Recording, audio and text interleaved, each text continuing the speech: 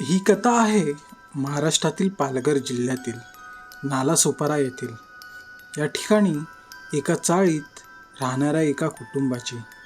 एक छोटं कुटुंब आपल्या 8 वर्षाच्या मुलासोबत राहत होतं. पतीचे नाव विजय व पत्नीचे नाव गुडिया असे होते.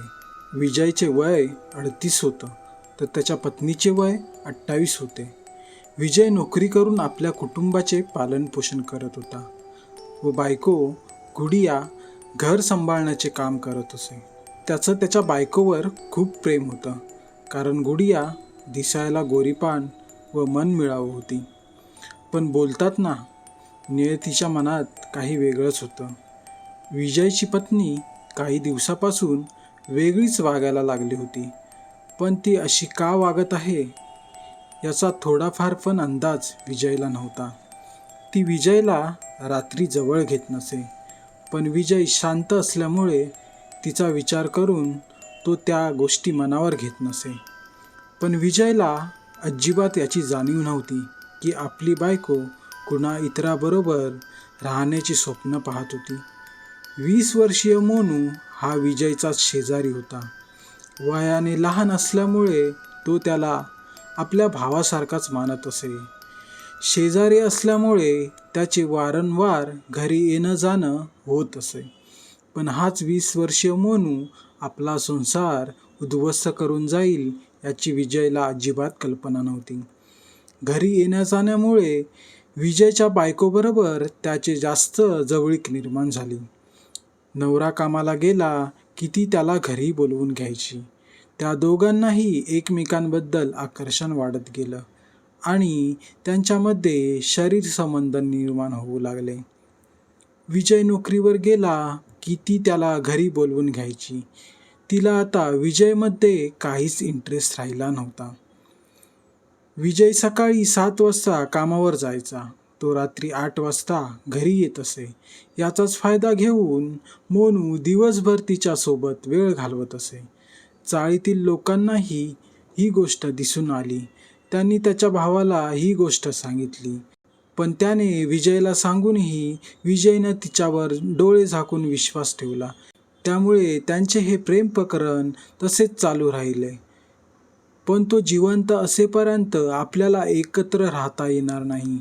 विजयला समजलं तर तो दुसरीकडे घर घेईल हे त्यांना कळून चुकले.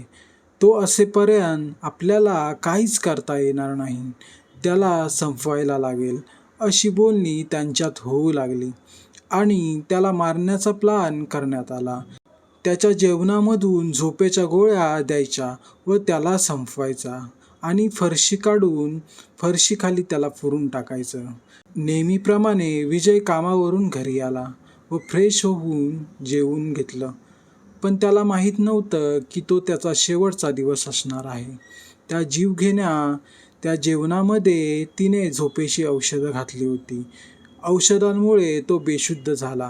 ही गोष्ट लगेच गुडियाने मोनूला सांगितली व त्या दोघांनी मिळून त्याचा गळा दाबला व मृतदेह फरशीखाली पुरून टाकला.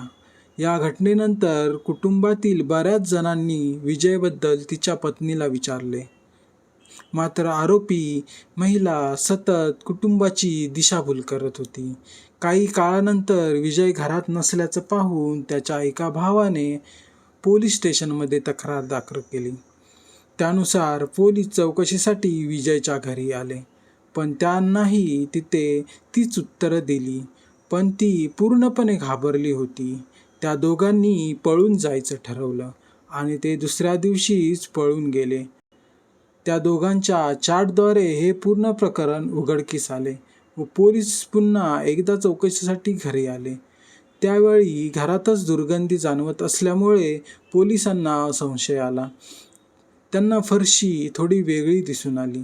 त्यांनी ती फरशी काढली व तिथे एक खड्डा केला. तेव्हा एक सडलेला मृतदेह त्यांना तिथे दिसला. त्यानंतर तो मृतदेह विजयचाच आहे हे सिद्ध झाले. पोलिसांनी मृतदेह ताब्यात घेऊन तो पोस्टमॉर्टमसाठी पाठवण्यात आला. फोन लोकेशनच्या आधारावर पोलिसांनी त्या आरोपींचा शोध घेणं सुरू केलं. अखेर पुण्यामध्ये एका लॉजमध्ये हे आरोपी सापडले.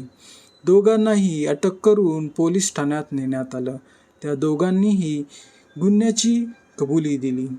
आम्हाला दोघांनाही एकत्र राहायचं होतं, पण विजय यामध्ये अडथळा ठरत होता, म्हणून आम्ही त्याचा खून केला, असं आरोपींनी सांगितलं. तर मित्रांनो, ही कथा होती एका विजय चव्हाण नावाच्या व्यक्तीची, ज्याने फक्त आपलं कुटुंब सुखी राहावं यासाठी धडपड केली.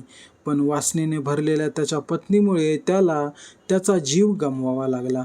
म्हणून तुमच्याचपैकी कोणीतरी विजय चव्हाण होऊन बळी पडू नये, यासाठीच आपण ही कथा आपल्यासाठी घेऊन आलो होतो. शेवटी एकच सांगेन, सतर्क रहा, सावध रहा. धन्यवाद.